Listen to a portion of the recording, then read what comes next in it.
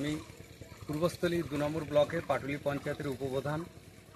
বেশ কয়েক মাসে আগে আপনারা দেখেছেন পাটুলি পঞ্চায়েতের অন্তর্গত পাটুলি পঞ্চায়েতের ভিতরেই নতুন দামপাল বলে একটা গ্রাম আছে, যে গ্রামের রাস্তা, এই যে রাস্তার উপর আমি দাঁড়িয়ে আছি, এই রাস্তা দিয়ে এই গ্রামের মানুষ যাতায়াত করেন স্বাস্থ্যকেন্দ্র এবং বাচ্চাদের স্কুলে যাতায়াতের একটাই রাস্তা।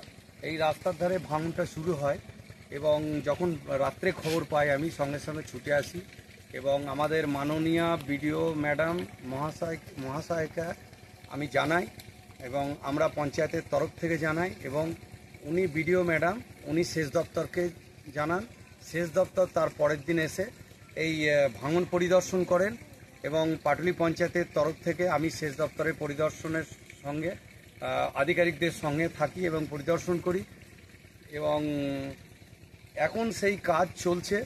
ভাঙন যাতে আর না হয় সেই ভাঙন রোধ করার জন্য বালির বস্তা দিয়ে ক্রাফটেডের কাজ চলছে।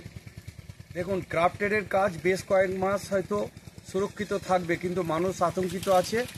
এইটা পুরোপুরি পাকা বাঁধানোর জন্য আমরা পঞ্চায়েতের তরফ থেকে সেচ দপ্তরের কাছে একান্ত অনুরোধ রাখছি এবং পাকাপাকি বাঁধানো না হওয়া পর্যন্ত এখানে মানুষ আতঙ্কিত আছে এবং এটা আশা করব যে সেচ দপ্তর আমাদের এই অনুরোধটা রাখবেন এবং এখানে এই ক্রাফটেড করার জন্য আমাদের এই ভাঙন রোধ করার জন্য যেটুকু কাজ হচ্ছে এই কাজের জন্য আমাদের বিডিও ম্যাডাম এবং প্রশাসনের সহযোগিতায় এই কাজটা সম্ভব হয়েছে।